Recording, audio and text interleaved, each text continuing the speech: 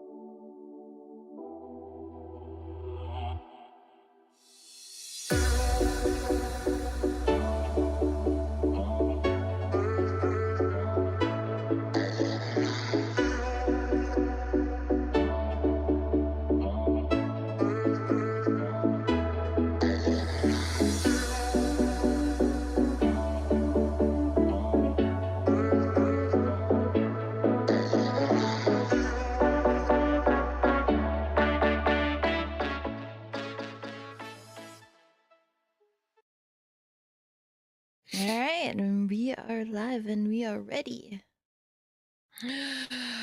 What up? Oh, you're here. What's up, Dennis? What is up? Hey, hey, hey! Welcome to episode 15 of the Cosmic Bulletin! What? My name is Nymphadora. And that is DJ. Like how you... I'm pointing. It needs to go that way. Yeah, it needs to go that way. Hi. So you're to the left of me on screen. Good to know. Good to know. Yes. Yes. You still are. I'm like, yes. You're totally correct. Hi, guys. Welcome to episode 15 of the Cosmic Bulletin. We're so ready for this. You can tell, right? You can tell. We're going to be talking about sports like football. I'm kidding. Okay, I know nothing about football. Well, I know how to catch the ball.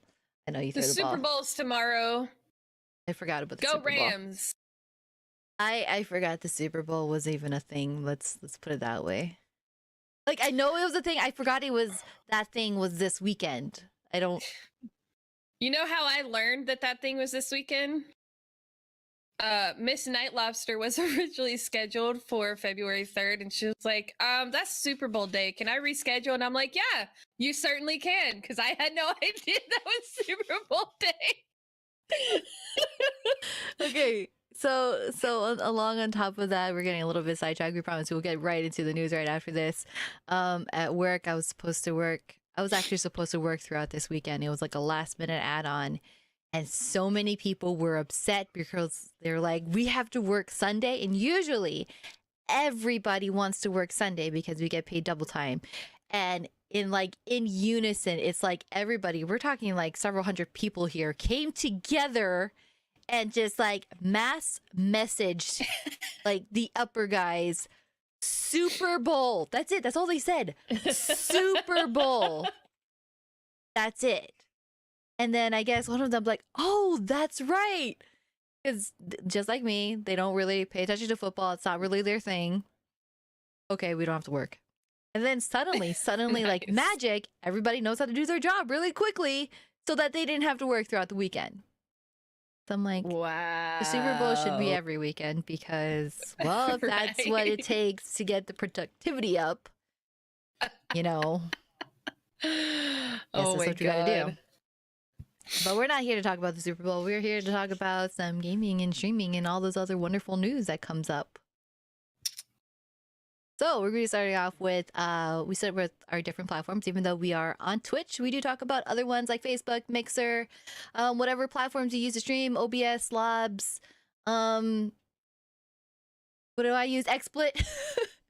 XSplit. And of course, eventually we're going to be coming across, like, there's a new platform that's actually gaining some popularity. It's called DLive.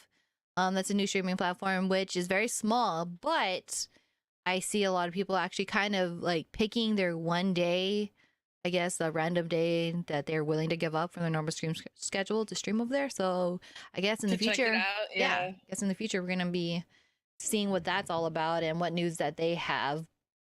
But it's there. It's there for anybody who wants to go and check it out. Interesting. Well, let's start with the one that everybody prefers, which is OBS. You use OBS, right? I do use OBS. I'm interested. I haven't seen anything about like what this new update's supposed to be, other than that tweet that you linked in the Google Docs. Okay, so that's it. Like, what is? Do you have any clue what it's supposed to be integrating other than Twitch Mixer? So it's actually kind of stuff that's already implemented into XSplit that I didn't realize that OBS didn't have, which is the NVENC encoding, which actually takes off a lot of the encoding off of your CPU and pushes it down to your graphics card instead. Oh, see, I didn't know what that was. Okay, so interesting. Yeah, so the OBS tweet is pretty much a new version of OBS is nearing completion. We know a lot of you are looking forward to using the new Twitch Mixer integrations, the NVENC implementations, and also the current plans to release candidate out early, which they did actually link in their second tweet that's attached to this, a link if you want to beta test it. And pretty much on top of the Twitch and Mixer integrations, so natively on XSplit, you can actually get Twitch widgets directly in there without having to use Stream Elements or Muxy or Streamlabs for it. It's actually kind of built into XSplit already. It's been there for a while. And I don't naturally use OBS, so I didn't know that you didn't have that in there, which it's actually really nice if you kind of want to start consolidating stuff down. Well, OBS, you used to have to download the browser plugin, but now with the newest, like current OBS, they just automatically have the browser plugin with it now. So you just copy the link from Streamlabs into that, which it just makes it easier to get the plugin stuff set up. But I mean, it would be nice to see stuff a little bit more streamlined in OBS. I like the simplicity of OBS, which is why I continue to use it. But yeah, it is a CPU hog, and the older your computer is, the harder it is on your computer. You ever you decided to ever try out slobs? Because I know they've gotten a whole lot better. I did on my old computer because I was having issues with streaming on it before I got the new one, and slobs took up more CPU than OBS did. Really?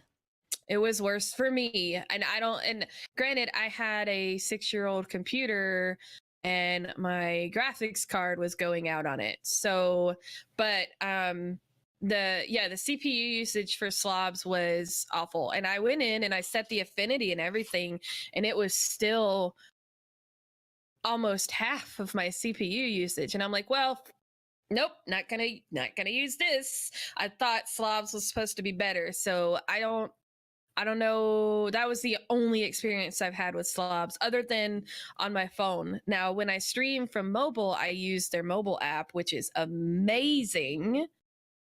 It is much better than streaming from the Twitch app. It is beautiful. The slobs mobile app is a beautiful streaming app, but that's it. That's all I've had experience with.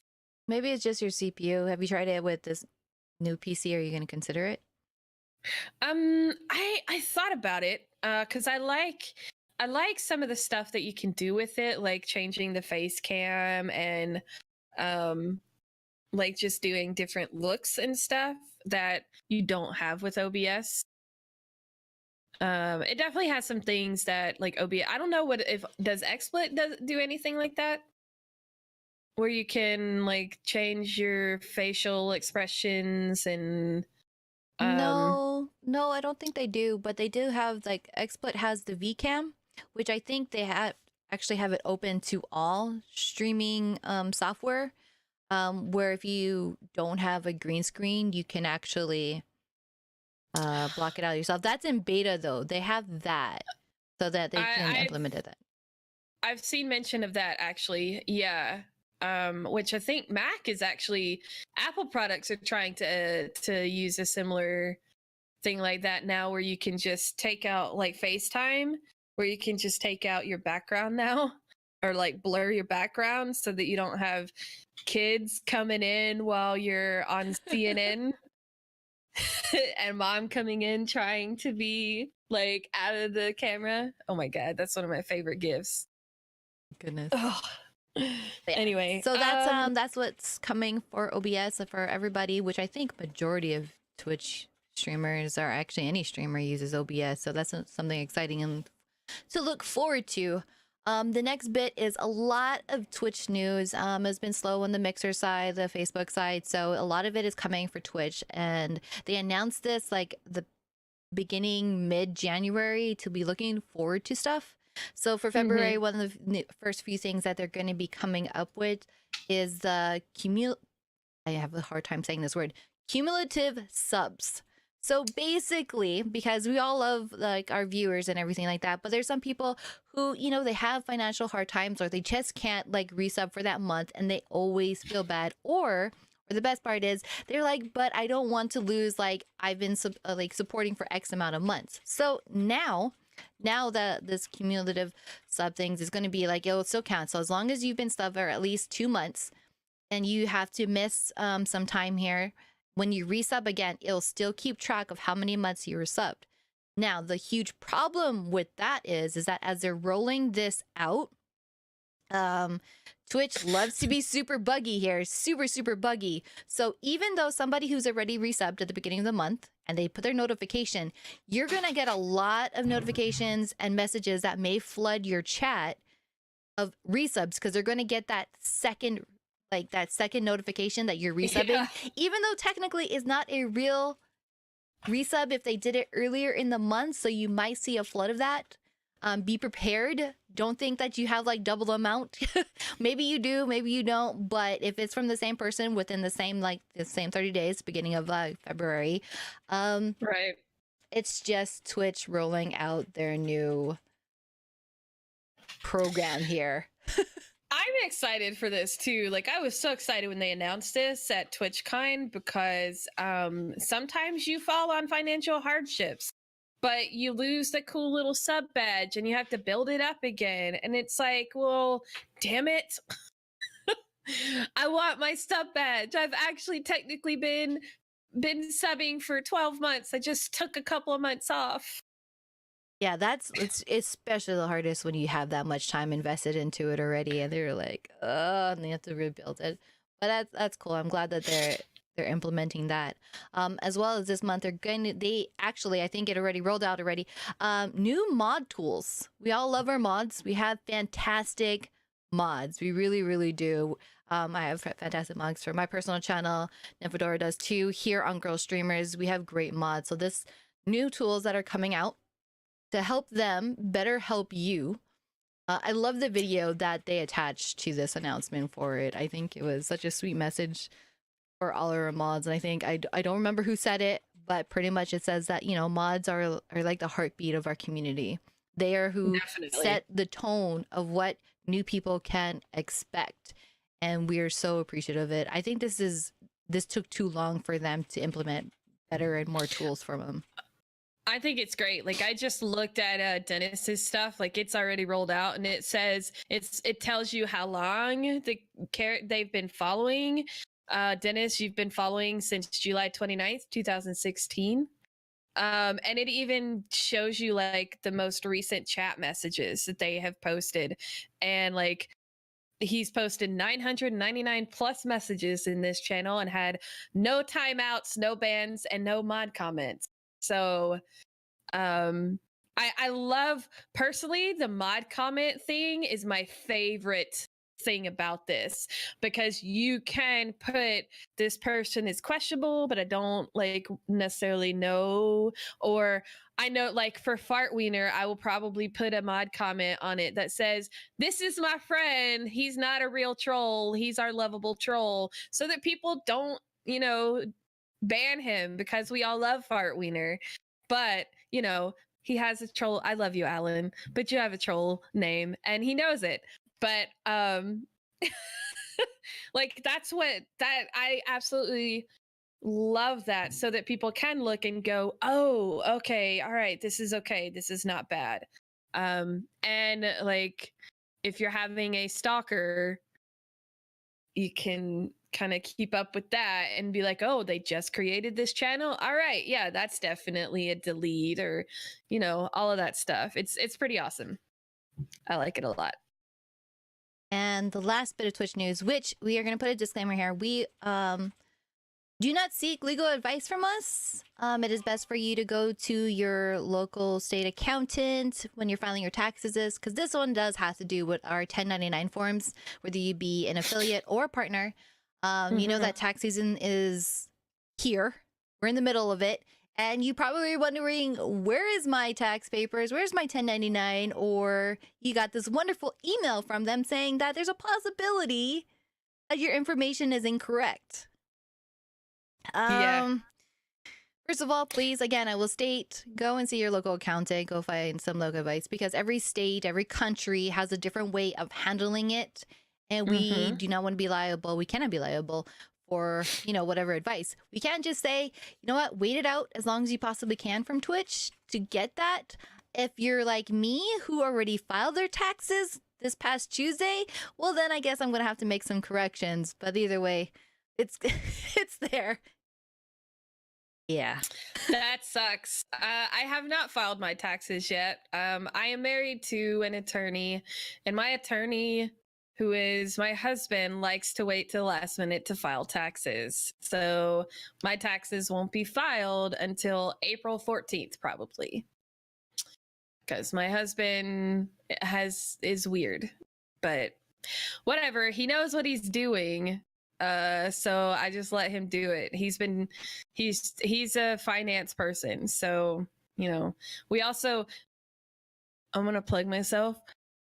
We actually did a series on taxes. So if you want, for educational purposes, to know a little bit more about your taxes and figure out whether or not you need to seek some actual help, we go over the new tax laws because there's a lot of changes. So I highly, highly, highly recommend seeking someone who knows what they're talking about, because they have completely changed how you file your 1099s now. And our podcast is called Learning the Law. I'm done. How do you lean in? I don't know. But yeah, that's what it's there. He filed, our wiener has filed his taxes a week ago. I filed mine 3 days ago. I was very eager. I do my taxes as soon as I possibly can because I just want it done. If I end up having to pay more, fine, I'll pay more. I never ever dispute anything like that. You don't even know what a 1099 is. So with 1099, because we are subcontracted through Twitch, we're not direct employees. Oh yeah, you are Canadian. I'm so sorry. She's Canadian. So for people who are in other countries, I'm not sorry that you're Canadian. I'm sorry that I got it wrong. I'm sorry. For people who are in other countries, it might be called something. Do you know if it's going to be called something different or if it'll still be called a 1099? Oh, it will be something different. That's okay. It will be something different for your country. So basically, it is the form that you get if you are a contract employee for a company. That's the form that you will get, and you'll know all of that stuff on if you filled out all of the tax information. And again, that is your country. None of this, like the tax law in this country, pertains to you if you are not in the United States. So you need to check your country's tax laws on all of this as well. Yeah, and because our stuff isn't technically taxed, like we don't pay the taxes out of what we bring in. They give us a flat rate of whatever you made, this is what you get. You figure out the taxes on your own. So that's kind of where really, really super debates in there. And I just put it in. I mean, I didn't really make enough. I for me personally, I can still claim it as a hobby. Yeah.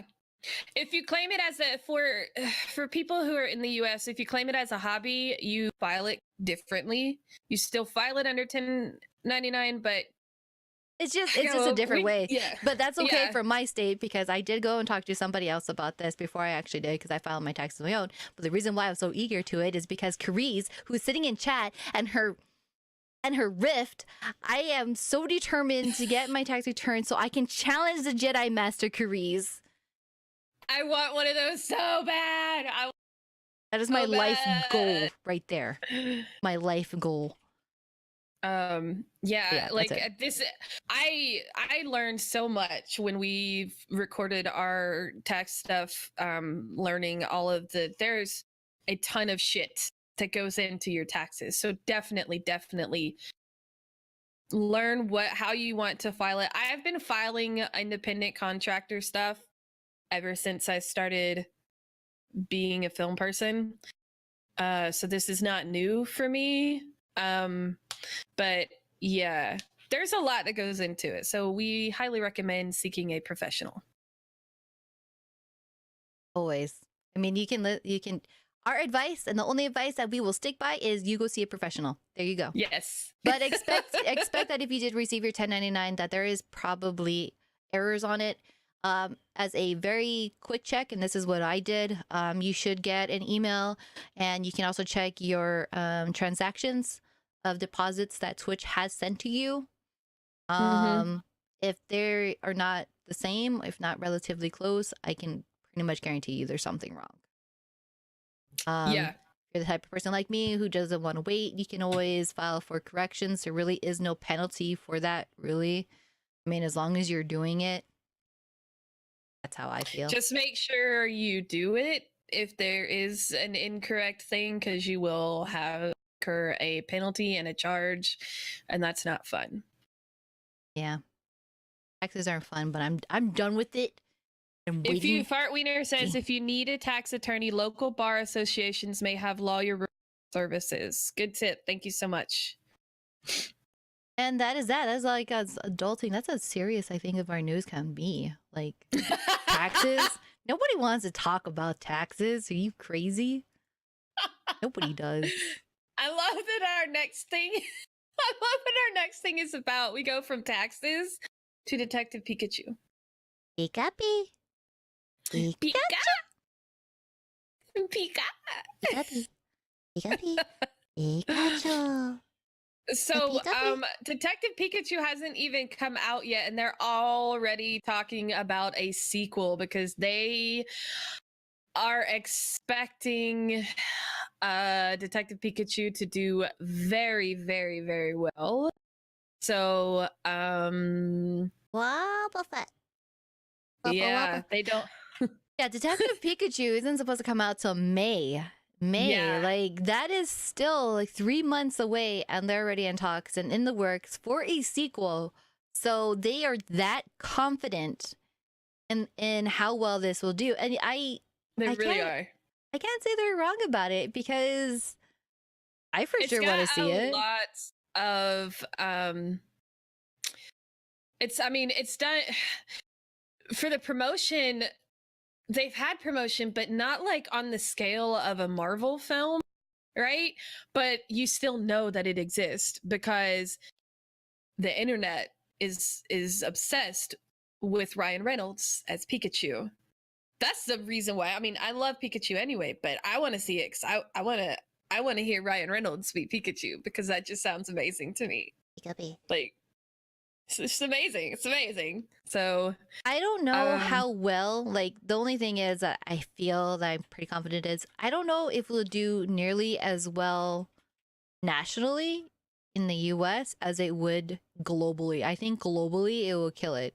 I mean, I think it'll be, I agree. I think it'll have a significant, it'll make a significant amount, but I think it'll be like the World of Warcraft thing where which I still stand by, that movie was amazing and deserved way more than what it got. It got so much shit and it was actually a very well done movie. But it didn't do well in the box office because the critics gave it shit. So much shit. So people didn't go see it. And I think because it's a video game movie and video game movies notoriously in Hollywood are looked down upon, period. Regardless of how well they're put together, they're looked down. They snub video game movies. So I agree with you that it's probably going to do significantly better worldwide. But I think it'll have like a solid support here. I'm watching it. Sonic the Hedgehog will do better. I don't know, man. I've seen the screenshots from that. I'm not. It's scary looking to me. I'm not. I don't know. We'll see. We'll see. I don't know. I have mixed feelings about that, but I also Me have too. super mixed feelings about Nicolas Cage in any movie. Like at one point, Me too. at one point, I really did like Nicolas Cage movies, but I think it was like pretty much I love all his movies from the 80s. And I think I just kind of started dropping off in like the early 2000s, and then from then I'm like, maybe you should just retire. Maybe you It's would. like after National Treasure, he just kind of went downhill. Like he went crazy. The man just went loco. So the fact that he's going to be pairing up and working on an HP Lovecraft adaptation of Color Out of Space, I don't know how I feel about that because I love HP Lovecraft. I have heard amazing things about him as Noir Spider-Man in the Spider-Verse movie, which I haven't seen yet, so I don't want spoilers. But I have heard that he did a great job voicing Noir Spidey. So maybe he's and what was the last movie he did that he actually did pretty well? Most people were like, was it Mandy? Yeah, Mandy from last year. They actually referenced it in this article. Apparently he got a lot of really good feedback on that movie. So I don't know. I'm with you though on the Nicolas Cage thing. And the thing is like, even if he was a great voice actor, it's a totally different type of acting. Oh yeah. So such a definitely. different thing and such a different vibe and different feel. I don't know. We'll just like, we'll see. I'm gonna watch it because it's an HP Lovecraft, movie. I'm just going to. I cannot not watch it. But it's just, He's at least been picking better movies in the last like year or two. I'll are you give him sure that. he's being given the choice to pick it, or is he just taking anything and he's surprised that like, you're offering this to me? Okay. I'm in there. I think he was at that point where he was just taking whatever anybody was giving to him. But the last couple years, people at least have been giving him decent roles. So Cage is one of those actors that is a direct reflection of the people around him. If he is with a shitty director and shitty actors, he's going to be terrible. But if he is with a phenomenal cast and a great director, he's going to be amazing.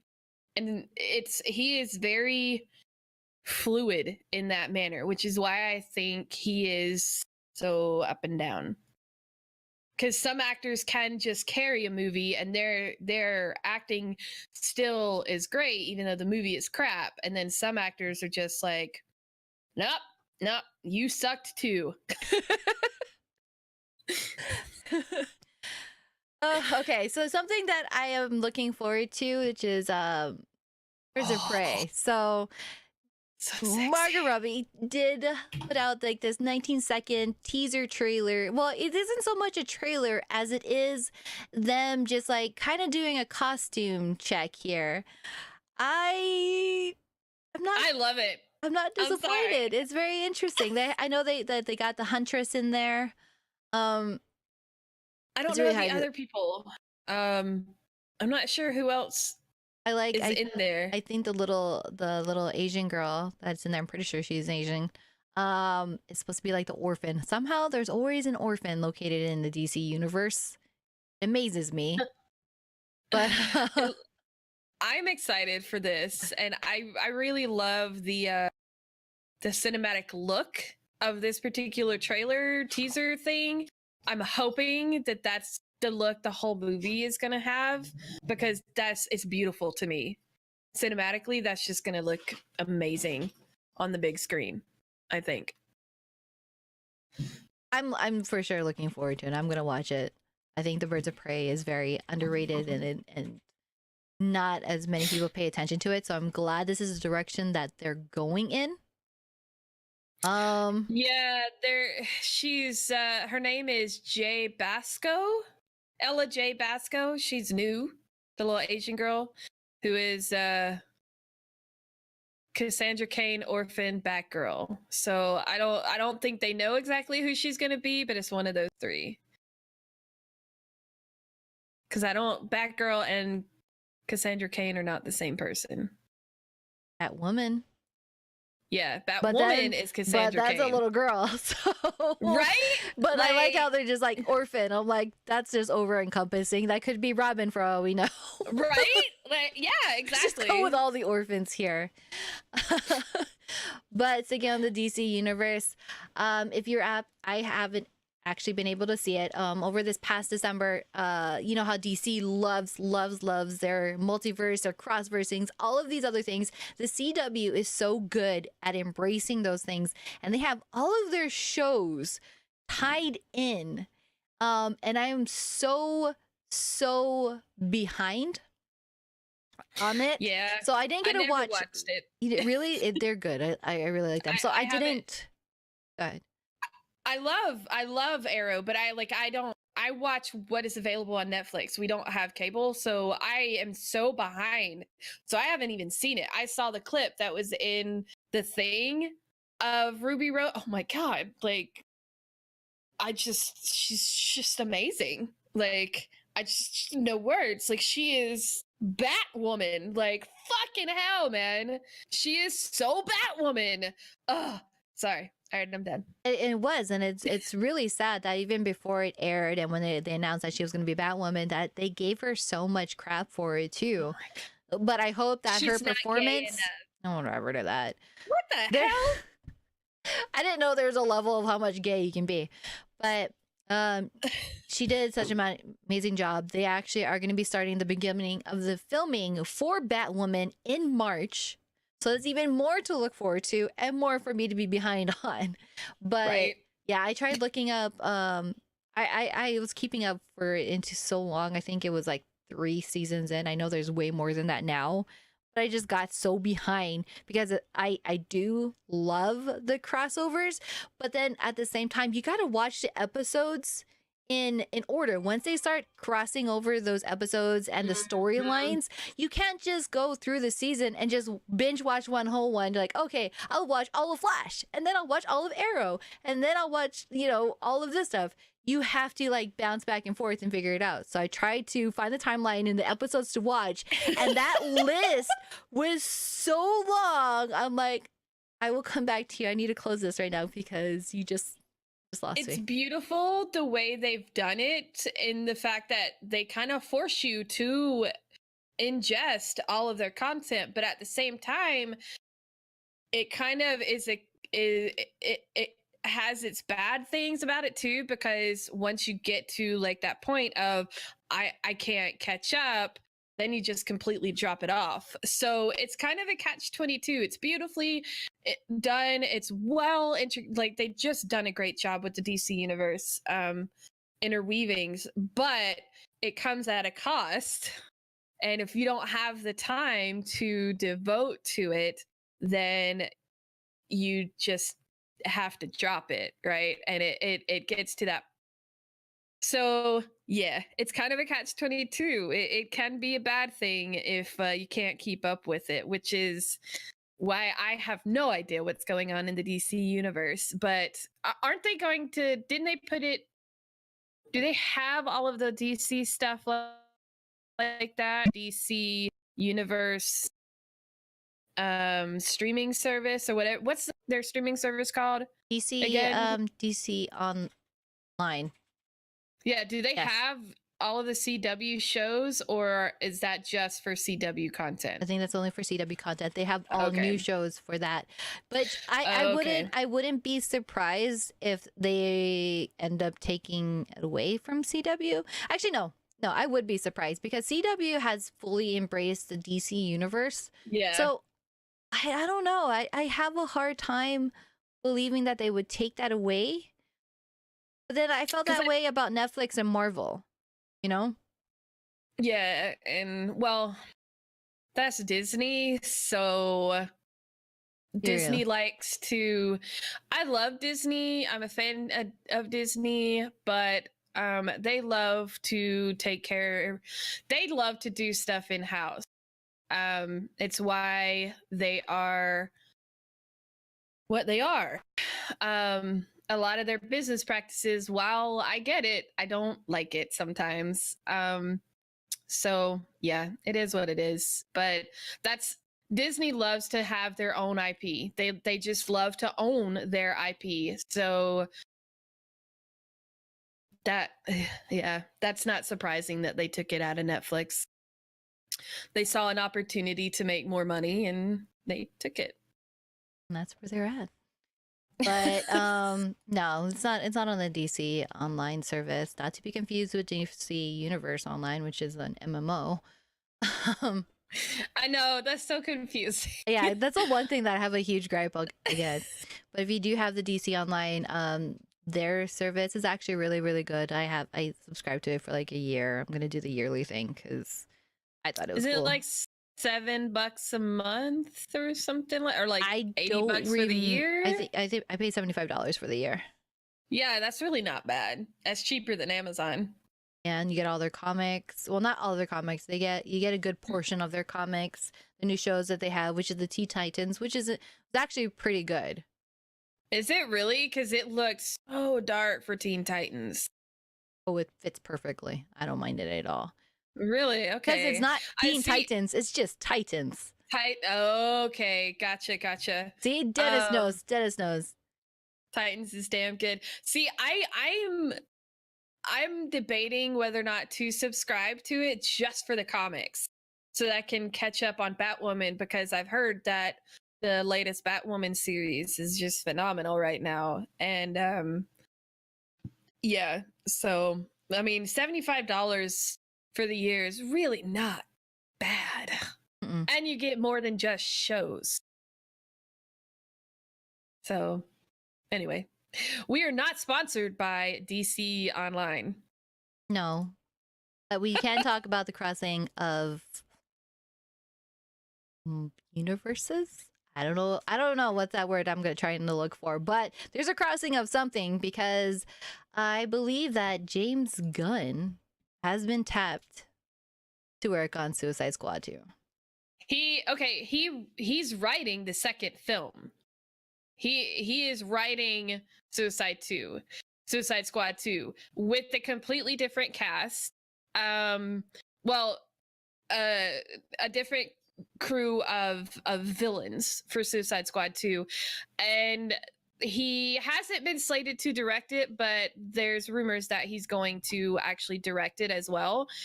And I like this, because we all know that he knows how to make ensemble films, right? And why not take someone who knows how to write an ensemble film and knows how to direct an ensemble film to make an ensemble film? I mean, damn. He's not working right now. So I think it's awesome. And I'm glad that DC was like, okay, people do shit in the past. I still try not to get into the whole opinion thing, but I think that Disney made a bad decision in firing James Gunn, because people do stuff in the past. They've made mistakes. And when you can see where they have actually made efforts to be a better person, and especially in like James Gunn's case, it's not a fireable offense. Now, if they say something and they continue to behave that way, that's different. But I think it was a bad decision on Disney's part. As much as it is, like it is, but it is Disney. And I guess they're just trying to just maintain that whole family ideal. Yeah, but wouldn't it actually be better to keep someone on and teach people that you can learn and be a better person? Because I mean, I don't know. I get it. Like, I understand, but I think anyway, I'm excited that James Gunn got hired for another job. And I don't know, what do you think? What do you think about, did you see Suicide Squad, the first one? Yeah, I did. I didn't. So I don't even know like anything. I really did like it. I don't have a problem with it at all. I'm excited that they're going to be making a second one, but then I also fall into that very small pool of people who has been liking the DC movies, aside from Aquaman, which I think universally the only DC movies that everybody universally liked was Aquaman and Wonder Woman. I like them all. Okay, I finally watched Batfleck versus Superman. I'm sorry. It was garbage. I'm sorry. It was not good. I couldn't get through it. It was entertaining, and that's the best I can say about that film. And I don't blame you. I mean, it just, Ben Affleck is not a good superhero. He was a great Bruce Wayne.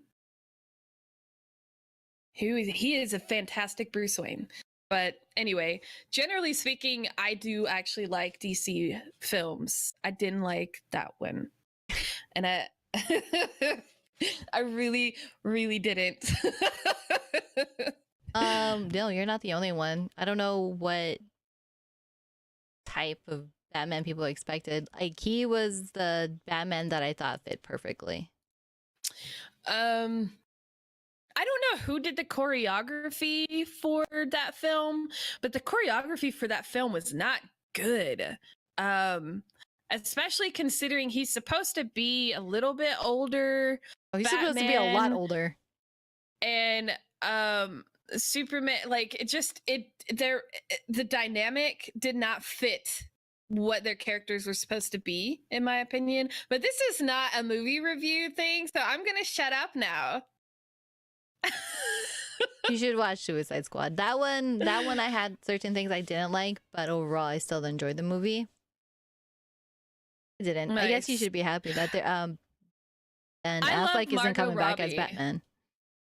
I love Margot Robbie, so I kind of want to watch Suicide Squad just to see their take on Joker, because I personally like when people do the Joker differently, because nobody's gonna be the same Joker. It's such a iconic role. Like, you can't try to be like Nicholson or Ledger. You got to make it your own. Or Hamill, who is phenomenal. Currently, I don't like that there's going to be two different Jokers while we have, Yes. you know, these movies going along. Granted that, what is it, Phoenix, isn't going to be like his Joker has nothing to do with the current DC line of it. And I'm like, could you just wait? You're just confusing after that fact. Yeah. I learning a little bit more about that one. They're kind of taking on the take of how he became crazy, essentially, which I think is a beautiful exploration into the Joker's mind, because his backstory is so varied. But I don't think this is the right time, because of the fact that it doesn't line up with anything else. So, yeah. We'll see how it goes. We'll see how it goes. But somebody who is iconic, like, everybody should know this name. Not George R. Martin, but you know what? Tolkien. There is a Tolkien biopic that's coming out. I hadn't heard about this until you posted this. This is so cool. Oh wait, no, I posted this. Yes, but I was gonna say, I'm like, one of us posted it, but when it was posted is when I found out about it. So I thought it was fucking cool. It is very awesome, and Tolkien's gonna be played by Nicholas Hoult, and I think he is a great actor. He is. So I'm looking forward to it. I had to choose this picture that, like, they shared a few screenshots of the movie itself, but I thought this one was perfect because in the background it has like his drawing, his concepts for, you know, the entire Lord of the Rings. I mean, I thought that was such a great screenshot. I loved it. And oh man, it's gonna be so good. Lily Collins is gonna play his wife, Edith Bratt, and that's the focus of this film.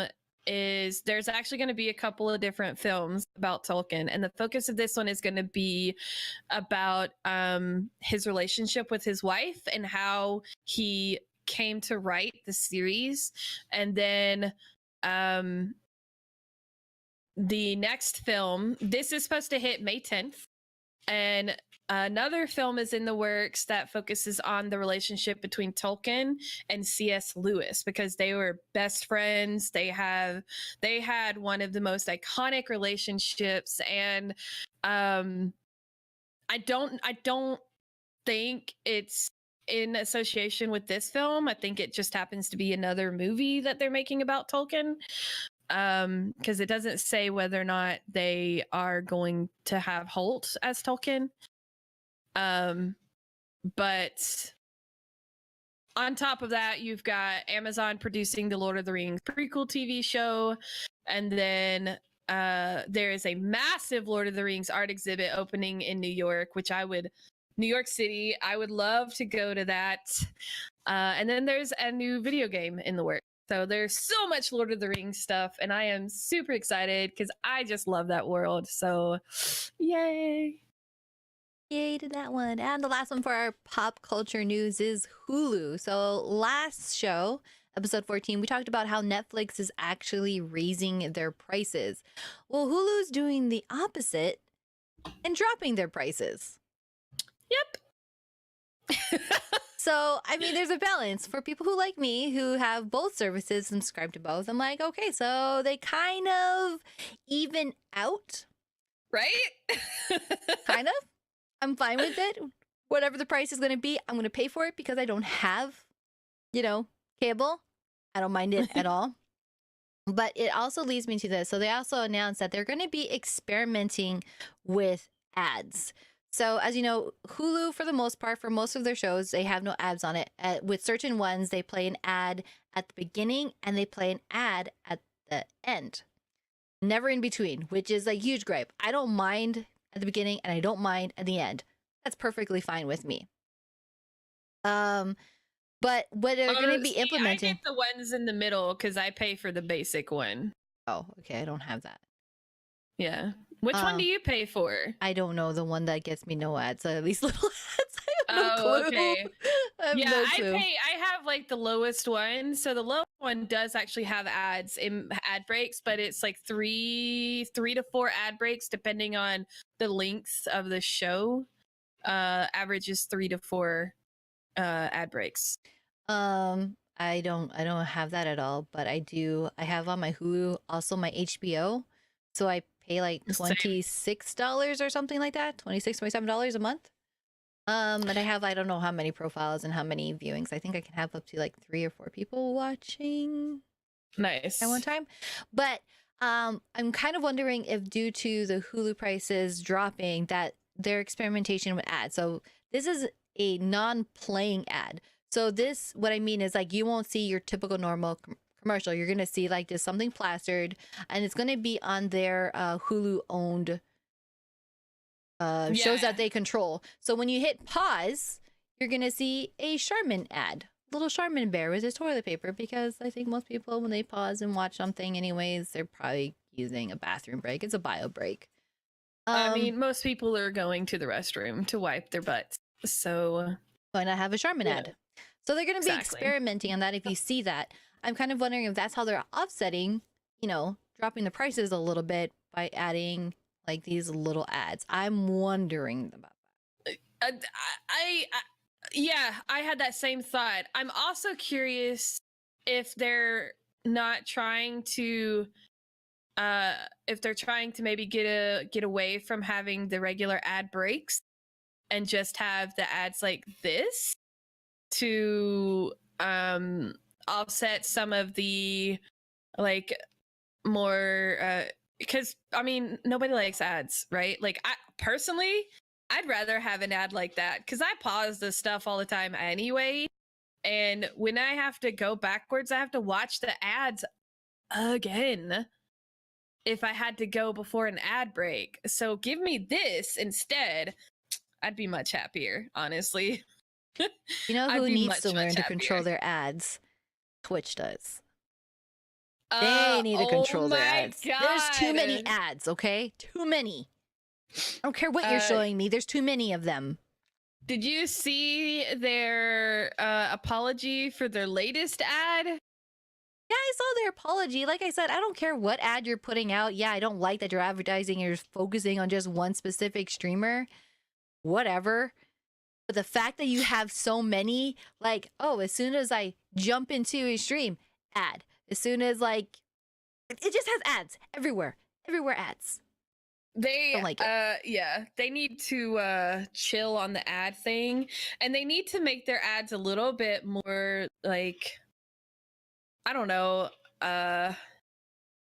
geared towards the people who are actually using their platform, and get away from trying to promote people that use the platform, because that shit's not cool. Just not cool. And this is why I use ad blockers. Me too. I never saw the ads for Ninja or Pokimane. Never saw them, but I saw Twitter blow up, and I'm like, wait, they did it a second time? What the hell? Who is that stupid? Which is ridiculous. I mean, Whatever. I love an platform, but that's it for the ads and pop culture news. So next we have lots of gaming news. So you've been playing Resident Evil. How have you enjoyed it? I love it. I finished.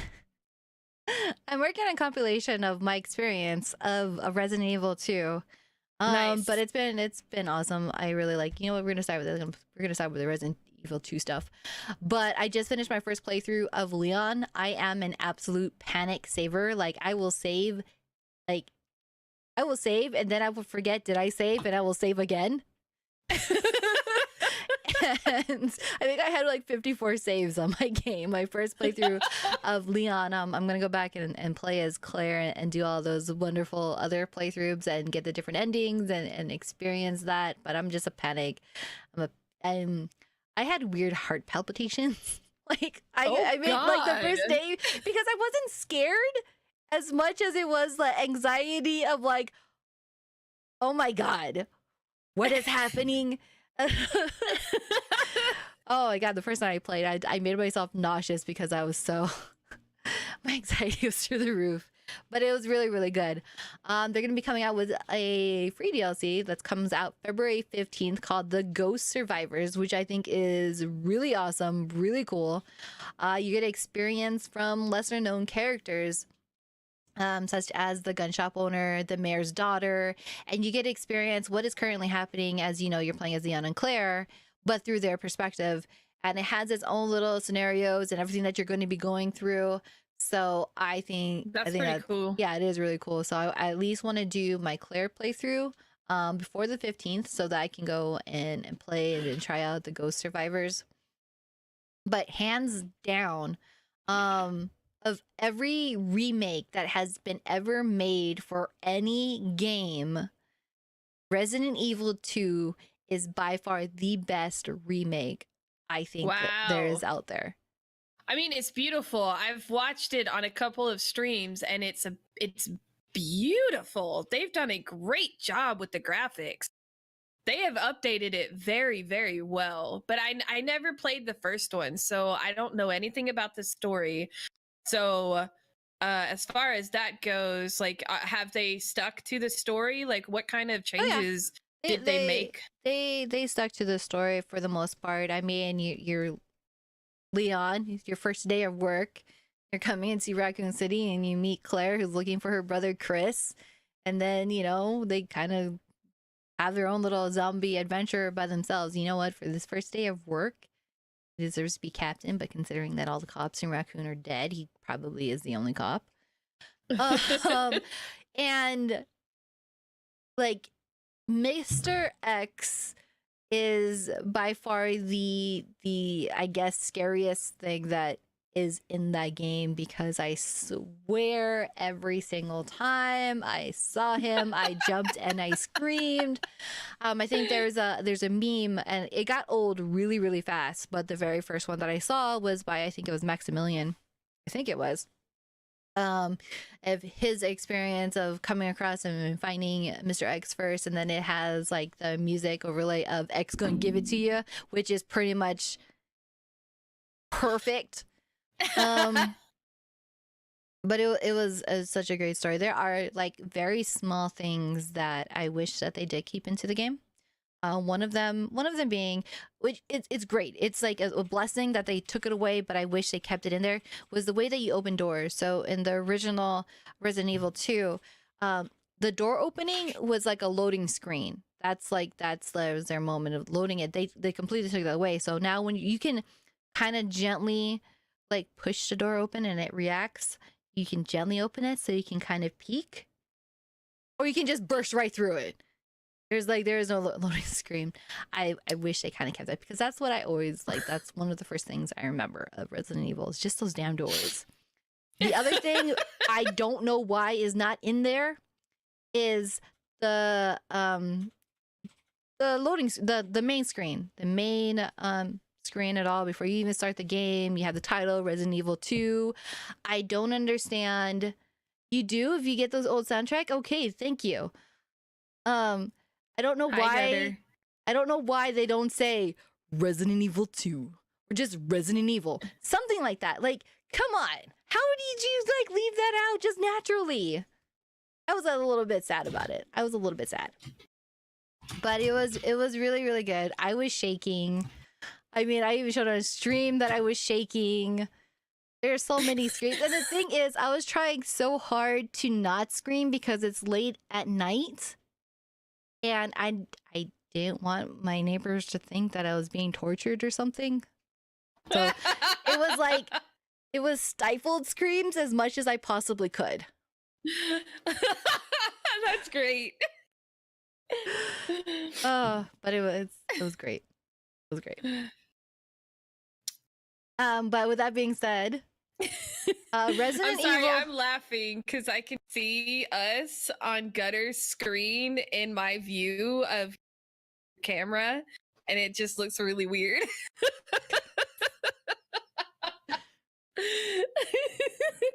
Anyway, all right, sorry.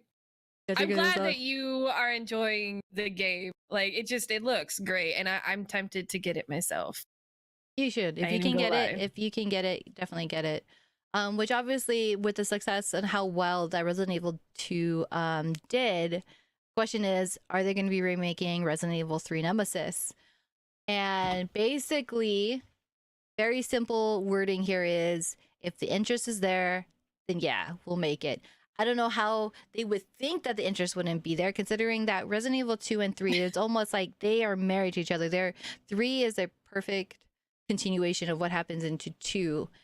That I feel like they probably are. I feel like they're just teasing. It's like, yeah, sure, if you do that. You know, how many people are probably like, oh, you just need interest from us? Just spamming all of the Capcom accounts and, and just making this thing happen because it just makes perfect sense for Resident Evil 3 remake, no matter what. It really does. The Resident Evil engine that it's built on is amazing. It's just such a beautiful engine. Oh my god. How long did it take them to do the Resident Evil 2 remake? It took them a few years, right? Yeah, they did. It took them a few years, and I think they officially announced it early last year. Yeah, so if they're probably working on a remake. They just don't want to say it yet. I don't see why not. Come on. Okay, I'm disappointed in myself because I forgot to add the slideshow for this one. So our next bit of news, if you're like me, Spike Chunsoft and Zero Escape creator will announce an exciting collab soon. And if you love like whodunit escape room type of games, the Zero Escape series is hands down one that you absolutely have to play and add to your library. And the fact that they're going to be collaborating with Spike Chunsoft, I don't know what type of game this is going to be, has me super excited. And I love Spike Chunsoft games so very much. I love the Zero series, so whatever they're going to be making, I am in there. I am not going to complain about it. I'm excited. I am. I mean, currently right now, let's see. They do have a detective game, like detective thriller that's currently out that's called AI, the Sonimium Files. That's from I can't talk. Spike Chunsoft. And that was announced a little while ago already, and it's out. And whatever it is, it's just those games, those types of games, the ones that are just that make you actually think. You can't just breeze through it. It's not a hack and slash. It's actually a thinker. I love those like puzzle kind of games. Absolutely love them. Yeah, if you can get the trilogy, I think the Nonary Games trilogy is on Steam. You gotta play. I'm looking at it right now. It's on Steam for $76.48. Those are definitely, and then my next favorite one would be the Danganronpa series. That's another good one. That's also on my wish list. Oh, play them all. Play them all. Yeah, that's kind of it. That's kind of it. I'm just super hyped and super excited about that, and I hope other people are too. So the next is Nintendo. Nintendo just basically reconfirmed all of its releases that are coming out, and gives more dates. Yoshi's Crafted World's coming out 29th of March. Fire Emblem 3 Houses, it just says spring 2019. Pokemon RPG for Nintendo Switch late 2019. Animal Crossing, again, just 2019. Luigi's Mansion 3 2019. Daemon X Machina 2019, Dragon Quest Builders 2 2019, Marvel Ultimate Alliance 3, The Black Order 2019, and then the last two are still TBA, Bayonetta 3 and Metroid Prime 4. But they are all still definitely coming out. They just wanted to let you guys know that they are still coming out. So that's about the most recent update you can get on those. I don't have a Switch, but I'm glad that Animal Crossing is coming out for Switch because I like Animal Crossing. That's the one that I'm looking forward to the most, is Animal Crossing for the Switch. I like the one on the mobile app, but it got so daunting after a while. I'm like, yeah, not near as exciting. If I can go and play it on my Switch, that's even better. I hope it's more like the Wii version versus the DS version, because the DS version was, I liked it. It's like I want a marriage of the two versions. So take the good stuff from the Wii version and the good stuff from the DS version and put them together and make an amazing version of Animal Crossing, and I would be very happy. You know what? I would be super crazy and super fun. Animal Crossing MMO.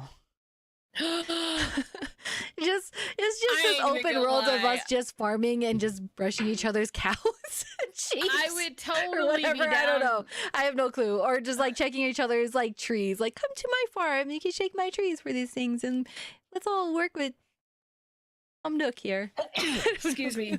I would be down for an Animal Crossing MMO. I ain't even gonna lie. It'd be like StarCraft, but Animal Crossing. Like, just let me have it. Just let me have it. Nintendo. Brushing has never been more fun, right, Dennis? I mean, I either want an Animal Crossing MMO or Harvest Moon MMO. Either way, they're both kind of essentially the same, except that Animal Crossing doesn't really have cows. But you know what? If it's an MMO, I'm going to go and get myself a cow and a sheep and whatever it is that it might as well have been Harvest Moon. But if either one of those could have, that would be so much fun. I just want to shake DJ's trees. Shake it. You can have my peaches. They like them apples. But okay, so cow brushing has never been more exciting or more fun. I mean, last episode we did talk about how did we talk about that last episode? Well, there is Farming Simulator Esport League, okay? Oh yes, so, the esport thing. Yes. I don't know what's in that esport league for the Farming Simulator, but I wouldn't be surprised if there's cow brushing. I'm just saying. Just saying. I don't know what it entails. Maybe it's super exciting. I don't know if there's a better way to milk your cow Have you or ever whatever. put your arm in a cow's butt? No. I haven't either. Y'all thought I was gonna say I almost did. I almost did, because I grew up in the middle of nowhere, and the fun thing was to be in the FFA club, right? Yeah. I watched people do it. I didn't do it though. Nope. Okay. Like, I like where that went there. Well, you know, that's what you have to do to check like the cow's temperature and check on the cow and all of that stuff. It's a very interesting process to watch, like to be on a farm and actually watch the day-to-day. It's a science, but yeah, no, I decided I didn't want to be a farmer. I moved. I stopped going to FFA. I was like, yeah, nah, I'm good. I'm good. But you can be a farmer in the esports league. Apparently so. Always a possibility. Now the good stuff, the free stuff, because we like free stuff. Heck yeah. Epic, who is challenging Valve or Steam. You know, if you don't know, they have their own launcher, their store, their Epic store. Yeah. You can use Miss DJM for your creator program. Just saying. They're actually getting Axiom Verge for free this month. They're going to be giving that away. They've been trying to give away one free game, I believe. Actually, funny enough, I did not load my Epic launcher for almost a month, and I decided to do it today, just before we started. I'm trying to figure out if they gave out My Time at Portia for free, because like that was in my library, and I'm like, awesome. When did I get this? Wait a second. I haven't actually loaded mine up in a while. Oh, crap. I didn't download it on this computer yet. Whoops. Well, then that's why. But yeah, Epic's next free game is Axiom Verge. That's actually, I've heard a lot of great things about it. I'm glad they kind of like went with a little bit something that's more different, more indie. I think that's awesome.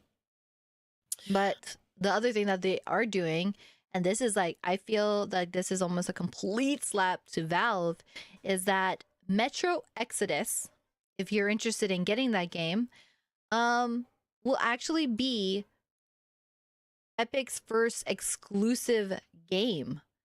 I thought that was a very bold choice to go with, because originally Metro Exodus was available for pre-order on Steam, which they have announced they will honor the pre-orders that happen on Steam, but they removed it from the Steam store and will be exclusive only to the Epic store. That's where you're going to be getting it. So if you haven't done it yet, that's where you want to pre-order it.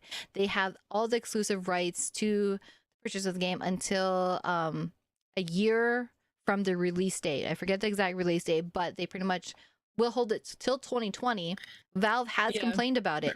But what I think is very, very interesting is that the DLC content for Metro Exodus will release on all platforms at the same time.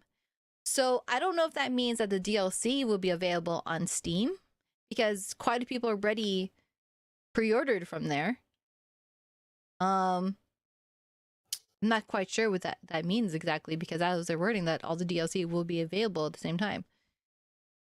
I think they did Steam.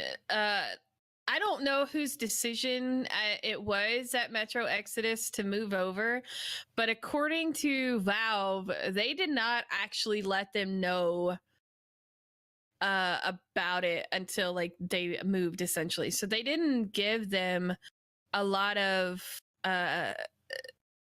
time ahead of time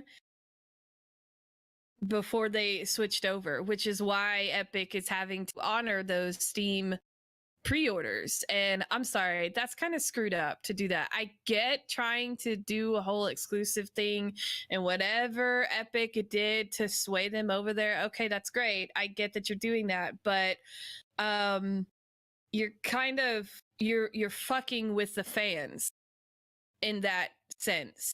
Your business decisions are kind of narrowing your consumer base. So it's like they forgot that consumers have already put money into this, right? Like it just...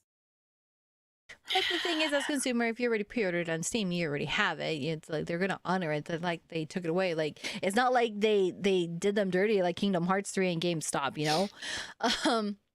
Oh my god. But that was so messed up. It was messed up. They're still honoring this game. They really are. They're just keeping it exclusive to them, which on Epic's side is a smart decision. They should have just negotiated that before it was already on the Valve store. Like Agreed. I feel like if it was already there, they should have just let it go and go for another big title before pre-orders were available and market it that way. That's what I think. Agreed. And Music Chick is 100%. 100% right. They did say that when they were asked a question about it, team for Metro Exodus, if it does not do well on PC because people are having these complaints or whatever, these changes, they just won't make the next one on PC at all. Which that is a dumb choice. Oh wow. Interesting. That's it. I didn't see that. That's an interesting decision. Okay. Oh, GameStop. Yeah. That. Oh my God. Did we even talk about that in the last one? I don't think we did. So, for those of you who are not aware, GameStop pre-ordered the Kingdom Hearts 3 games and ran out of the pre-orders that they had available. So, when the game released, a lot of people didn't get their games the day it was supposed to be released, and they got a refund and a $25 store credit, which will get you maybe a game. So, first of all, why are you selling a game when you only have so many pre-orders? Okay. Second of all, why didn't you handle this shit before the day of release? Who the fuck does that? Well, see, GameStop constantly always pushes their employees to pre-order, push these. And that's like months ahead of time before the distributor actually has the total amount of units that they have. So at some point, they probably already knew that they were short beforehand. The emails that people received that they will not be getting it wasn't for all Kingdom Hearts games. It was specifically for the ones that had to do with the console collector's editions. And like Dennis was saying here, people traded in their PS4s for this and they didn't get them. Right. But because it was also the PS4 collector's edition, which also includes a game, they also didn't get the game either. That is so messed up. It really is messed up. And I feel that, they should have known before. They probably did. To be honest, they probably did know that they didn't have enough units, but they were probably behind the scenes pushing production. Like, hey, can we meet this? Let's see how much we can possibly make before ship date and wait to the very last moment before we say, okay, this is the final number of what we can have and what we can manage. And this is how many people we're going to be notifying. Yeah. And I just, when you run it, you have it in your system, you know what you have left. Stop pushing them to do those pre-orders. Like it doesn't make sense. Like, and what sucks is there's no alternative to GameStop. It's Amazon or just Well, the other problem is like it wasn't even just in store. These were also for pre-orders that were online. Yeah. So it's a mixture of both, because I know in store they have a certain amount of like how much they can, and they'll tell you, sorry, we don't have any more. They can't, but they don't really have anything on that online directly. It's like you're just gonna keep pushing. Like, yeah, eventually there's a cutoff. But I don't think their system really talks together to see how much is in total to like, okay, we're just gonna go and see how much we have total. Oh, okay, we're over. Let's see what we can manage with, and then we'll wait to the last moment and break people's sad hearts. I'm not really a Kingdom Hearts fan. I don't really care for the series. I gave it a try. It just wasn't for me, which is funny because I like Disney and I like Square Enix. Don't like Kingdom Hearts. But I know a lot of people who love that series, and it broke my heart. I think I saw somebody tweet out, I don't know who the streamer was, but they tweeted out a clip of her. I guess she got her email notification while she was live on stream.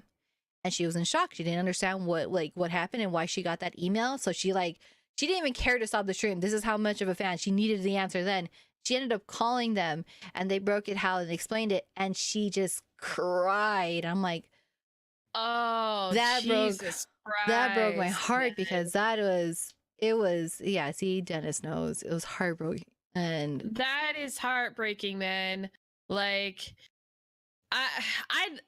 I am okay with not playing the Kingdom Hearts game at the first moment because I am not hardcore, but my brother loves Kingdom Hearts, which is how I got into it. And then another friend of mine absolutely loves Kingdom Hearts. And I messaged him today and I was like, "Hey, how's Kingdom Hearts treating you?" And he's like, "Man, it came at the wrong time because he just moved from Indiana back to Atlanta, and yeah, he hasn't been able to play more than a couple hours of it. I feel so bad for it, but it's getting a lot of great reviews. Like, it's apparently it was worth the wait, but the shit that GameStop pulled, I don't think I'll ever use GameStop again for anything. I'm sorry. That's just bad business.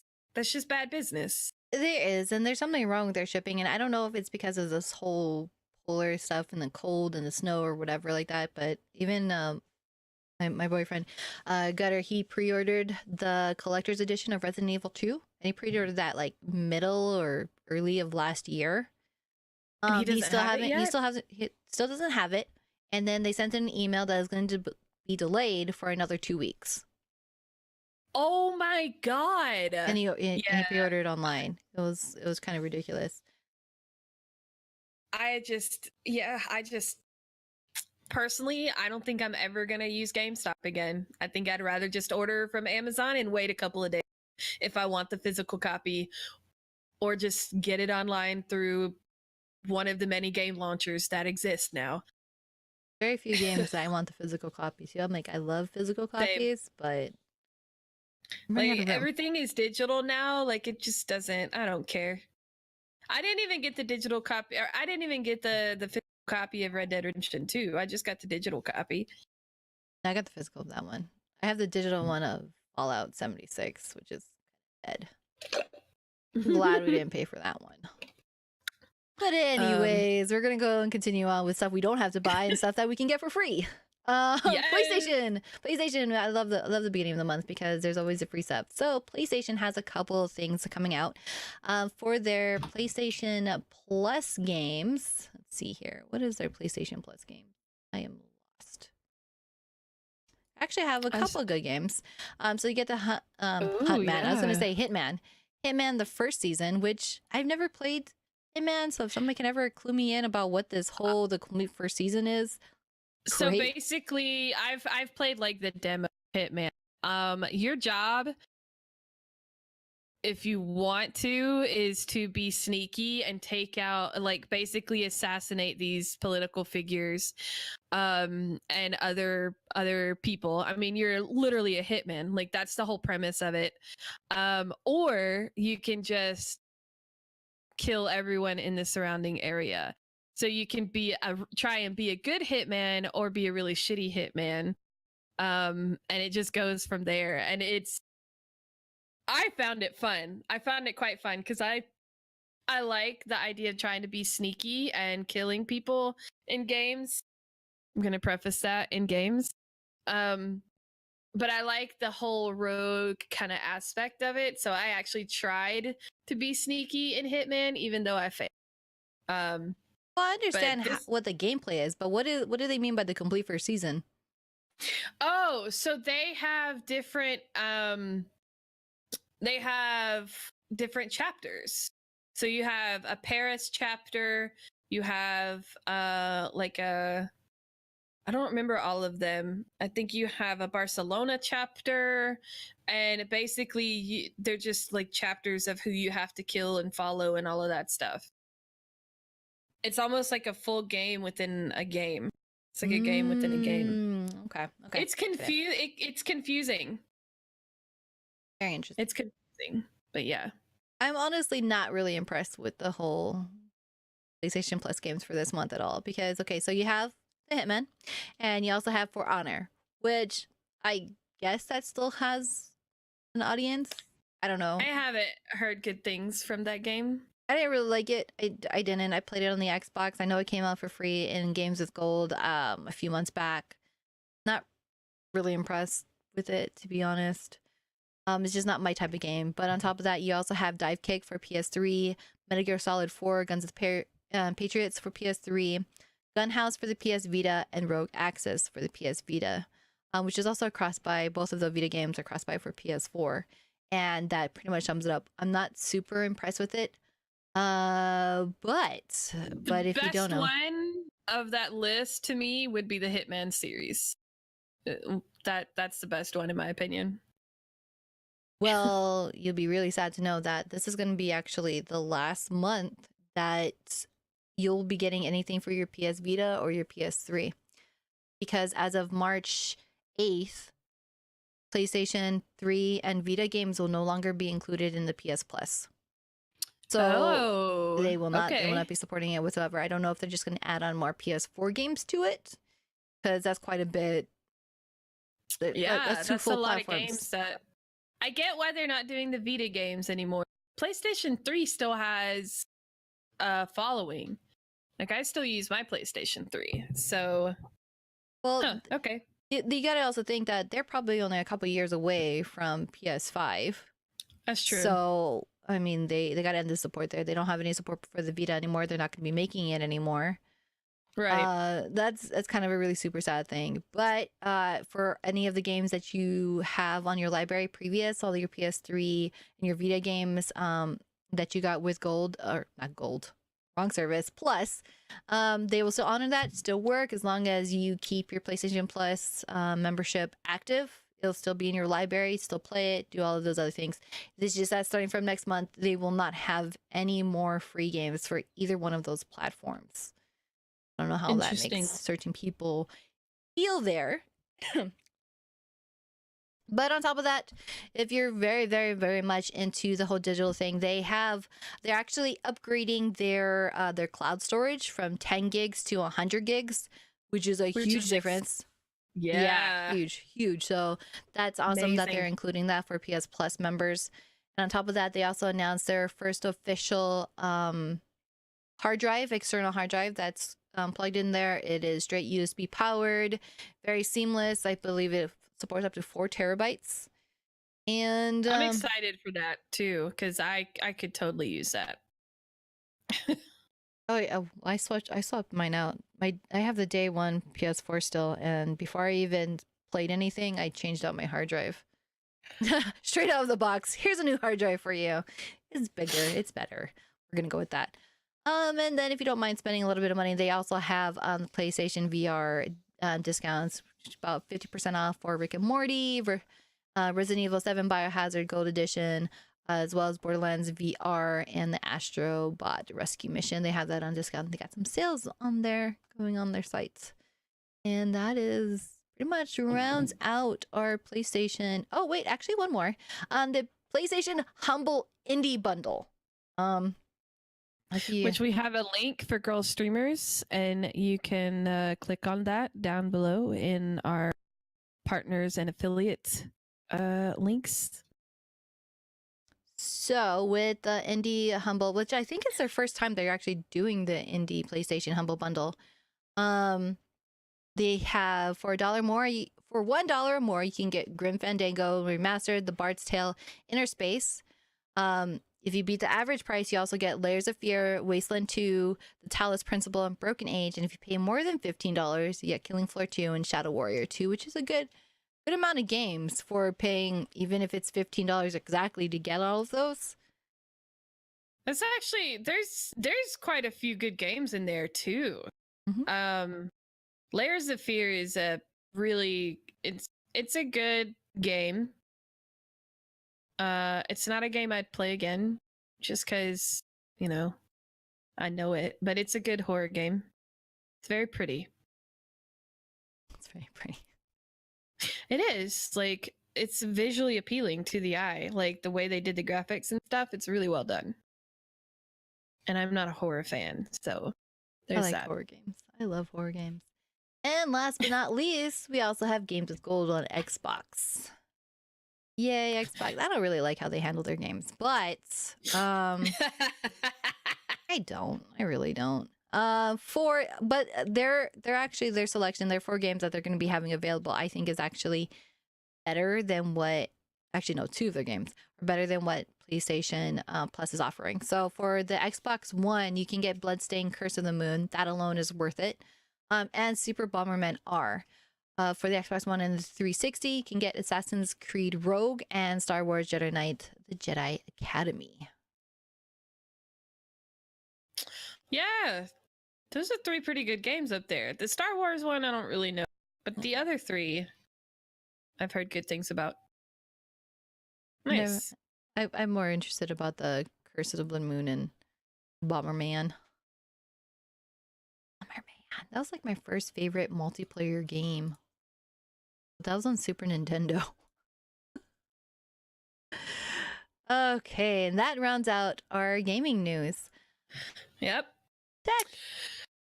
So yeah, the next thing is the tech stuff, and so one of the things I thought was just kind of neat. I don't know if any of you have seen it, but you know, Microsoft has this really awesome commercial featuring the adaptive controller for disabled gamers, and it's the premise of it is this kid's running, well, we're playing it now on thing, but the kids are running down the road saying he's gonna do it, he's gonna do it, and then you end at the end of the commercial where this kid playing on the adaptive controller about to hit like some huge benchmark for a game.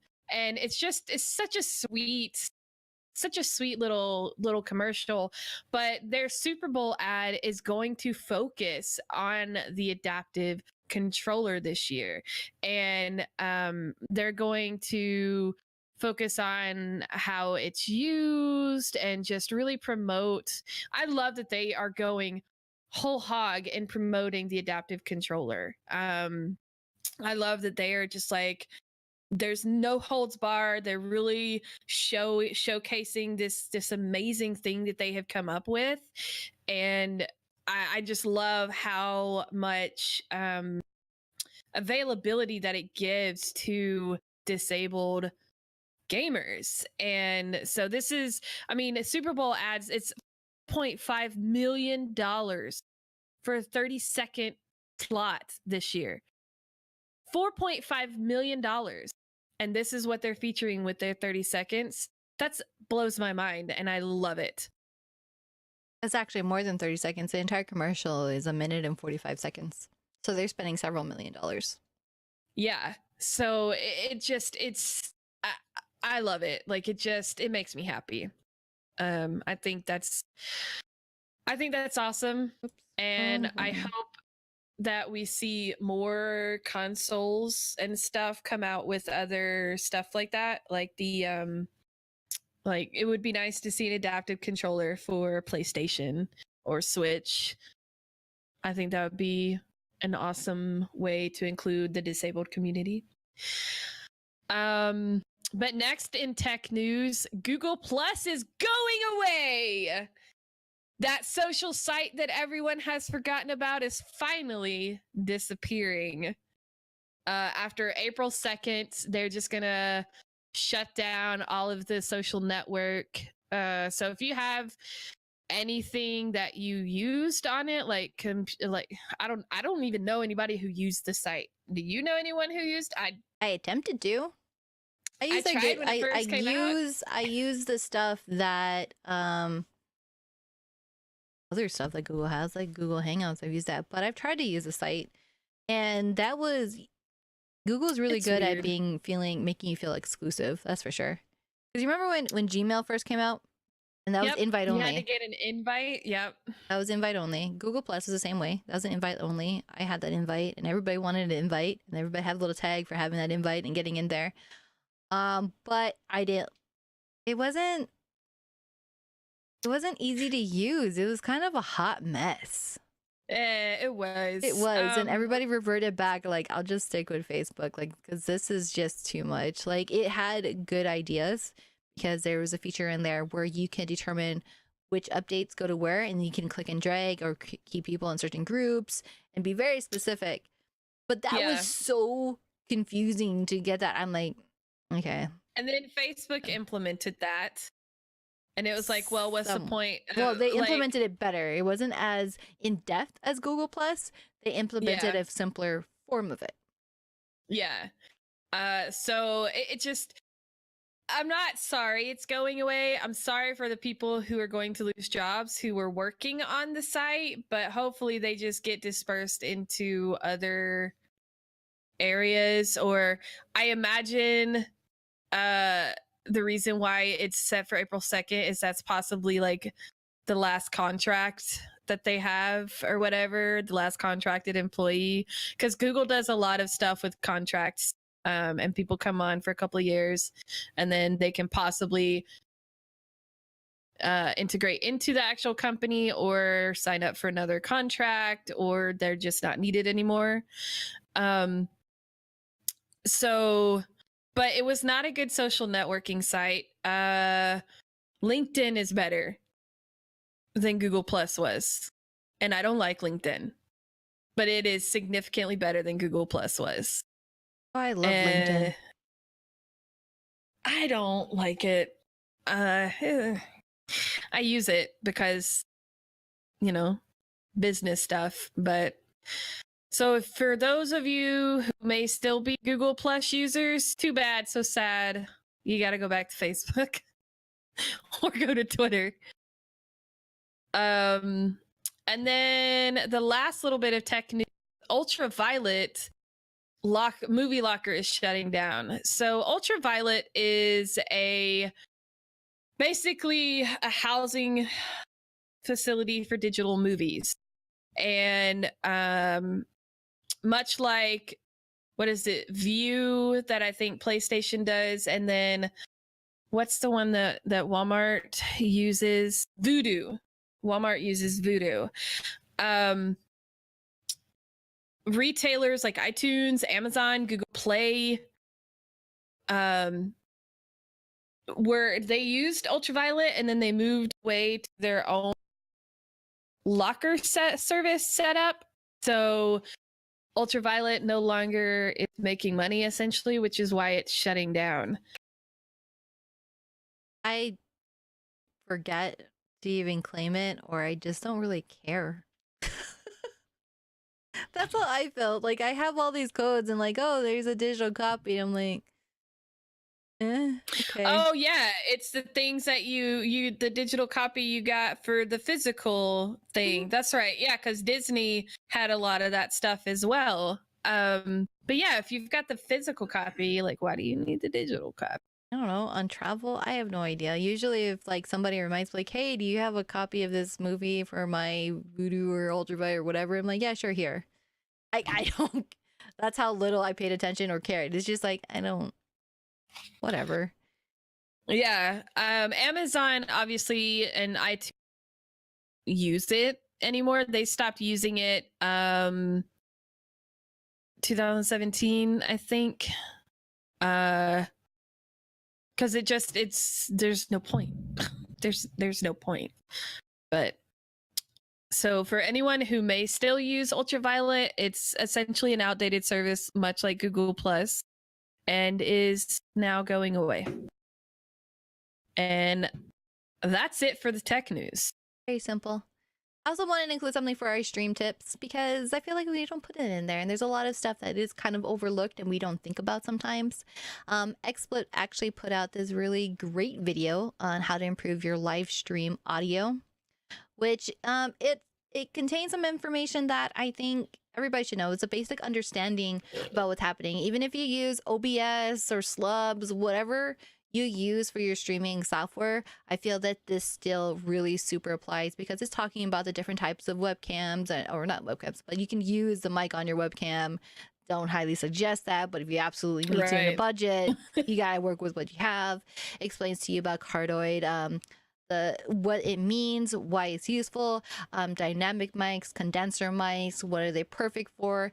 And I feel like that's one of the common questions is like, how can I improve if it's not about your video, it's about your audio, or it's just not something that you pay attention to so much, because most of the time when you're streaming, you don't really consider how you sound most of the time. Because you can't hear yourself. You can't. Well, it kind of depends on what kind of mixer you have too, if you're actually feeding it back to be able to hear. Right. But this is a really great video for anybody that's first just getting into it. And it's one of the common questions that we also get in GirlStreamers Discord is like, what is a perfect mic?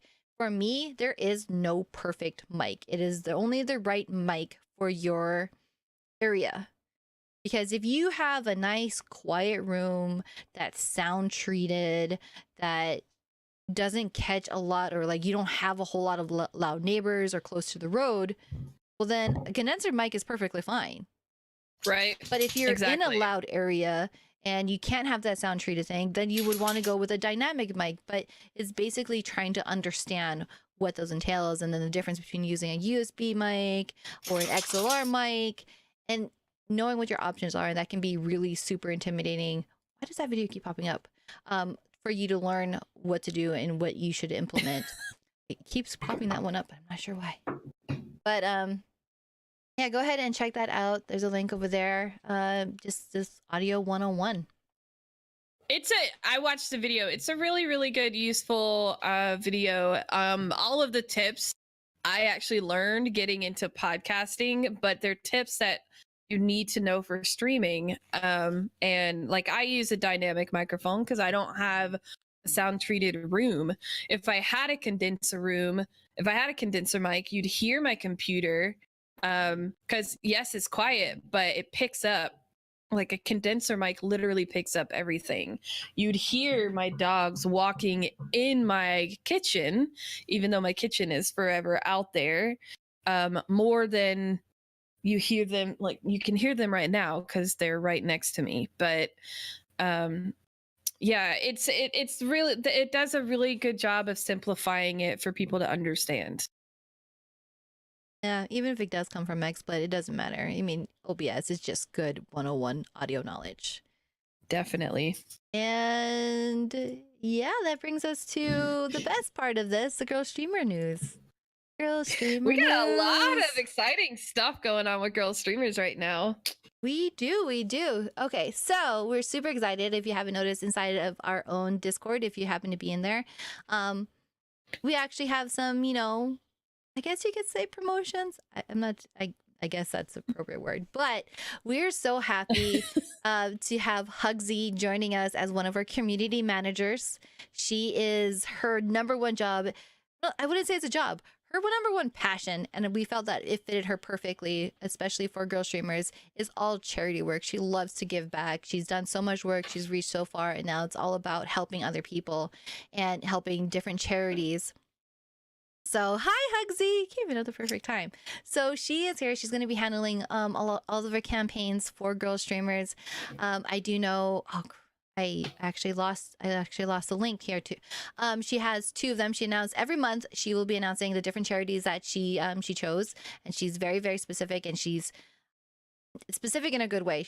Her intentions are always in the right place for the right reasons. So the two that she's supporting for this month is for St. Jude and for Stack Up. Is that correct, Hugsy? You're in here.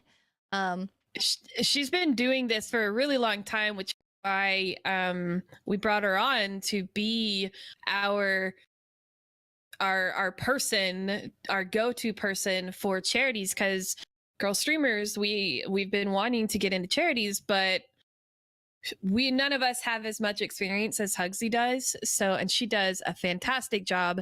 And for anyone who wants to be on the Girl Streamer charity team and help out, just talk to Hugsy and she will get you all of that information. And if you have like suggestions that you think would be really good charities, let her know. She is the person to talk to. Yes. Okay. So there's a correction from Hugsy. It's not St. Jude. This month is for Save the Children and Stack Up. She has both of those campaigns ready to go. So if you're interested in, like Nymphadora was saying, she has instructions and everything and how to join the Girl Streamers page and start contributing and planning, and it's all out, which is great. And thank you, Hugsy. Thank you for being there for us and doing this. And we're so happy that we can have now a Girl Streamers centric charity page that's all focused on that. I hope you ladies are excited and willing and wanting to jump on the team. It's going to be a lot of fun. It is. On top of that, because we are expanding behind the scenes, we got some things going, and we can't all be one women armies. We always need, pack needs to grow. So we have some demi mods that we brought onto our team. We have, one of these days I will get it right, Avel Tixa. Vel, she'll be joining us as a demi mod. Shanbot, Julie Vive, and I know it's Julie Eve. I don't know why I keep saying Julie Vive, But Julie No, Eve. there's a V at the end of hers, so it is like Julie Vive. But the thing is that it's Julie Eve. That's why she keeps the E capital, so that you know it's Eve. Like Eve, because it. I know there's an extra V. Huh. Julie. I always say Julie Vive. But there's a reason why there's an E that's capital. You should go talk to her. And Silky C.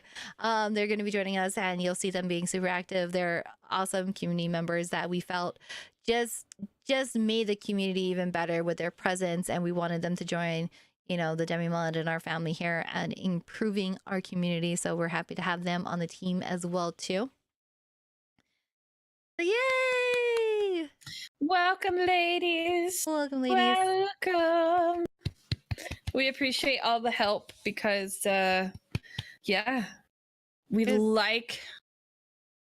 just, yeah. I don't know where I was going with that. I really don't. We like you. I mean, I really don't know where I was going with. They're okay. Sorry, guys. Sorry. I know during our last show, because it was our first one from us coming back from a long hiatus, we had a long list of wonderful women who had made affiliate. But you know what? It's okay. We caught up on everybody who made affiliate. So we're gonna be doing this every 2 weeks now. Congratulations. So this week we have one, which is Honey Senpai. She made affiliate a couple of days ago. So congratulations to you. You can go and check out her channel at twitch.tv. Awesome. Punny Senpai. She's full of puns and she's so punny. See, I read it Puny Senpai, but like, again, Introductions. Punny sounds more appropriate because there's two N's there, but you know. Well, so her introductions, like, okay, I'm not gonna lie. At first, I thought it was puny as well too, but in her intro, she just likes those jokes and she likes puns. I'm like, I get it. Okay, I get it, senpai. I get it.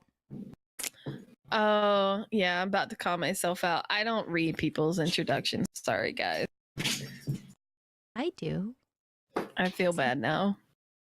You should. I'm kidding.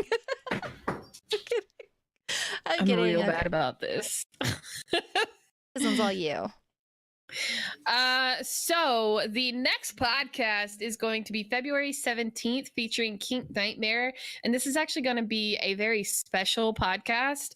It's not going to be an interview style podcast. We're actually going to have a discussion between myself and Kinky on why marginalized communities like GirlStreamers need to exist. And we will also be taking audience questions, but you got to fill out the question format. And I will actually tweet it out from the Twitter, so you guys can go ahead and start writing down questions that you may actually have. But this is going to be out of the ordinary only because we had to reschedule podcast in the month of February and I didn't want to go without a podcast. So instead of trying to shift 1,000 people around, I'm exaggerating, but instead of having to shift, a couple of months around, I just asked Kinky if she wanted to have this discussion, and she said yes. And I think it's one that's been kind of long overdue anyway. She addressed this a little bit in one of our Cosmic Bulletin episodes, so this is going to be an expanded discussion on that, and I think it's going to be a really, really great discussion. And then our streamer of the month is Aaron Gilbrack. And with that, we have a very special video for you guys to watch. Enjoy.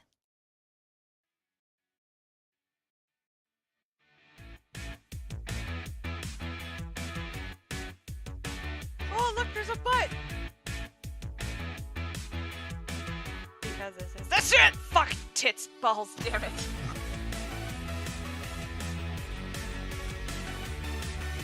Ooh.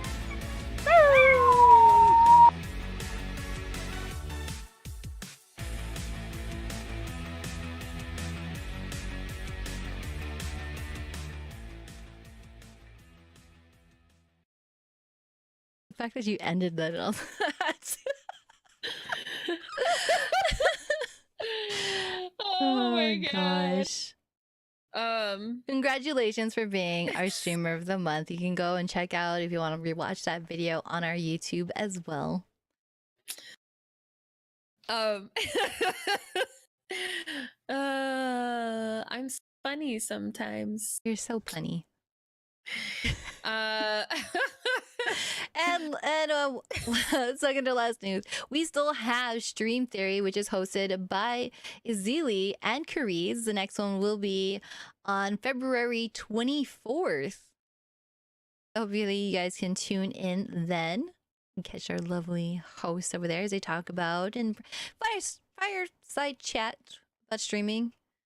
yeah, they do a live format now. They changed the format slightly and they do a live format. So it is a ongoing conversation, a live conversation between you guys, between the chat and them. So bring your questions, ask them, and don't know what the content, I don't know what the center of the topic is going to be, but you know what, since because it has that live format, you know what, bring your questions. They have like amazing point of view on it and opinions. Not always, like, my favorite part is they aren't on the same page, but they bring different points of views to it that are very valid. So definitely tune in February 24th here on the Girl Streamers channel at 8 p.m. Eastern. Then our community night, which will be hosted by the lovely Nymphadora. We're going to be playing, so February 9th, we will be playing Prominence Poker, and it is free on Steam. We will be featuring 4 of our demi-mods.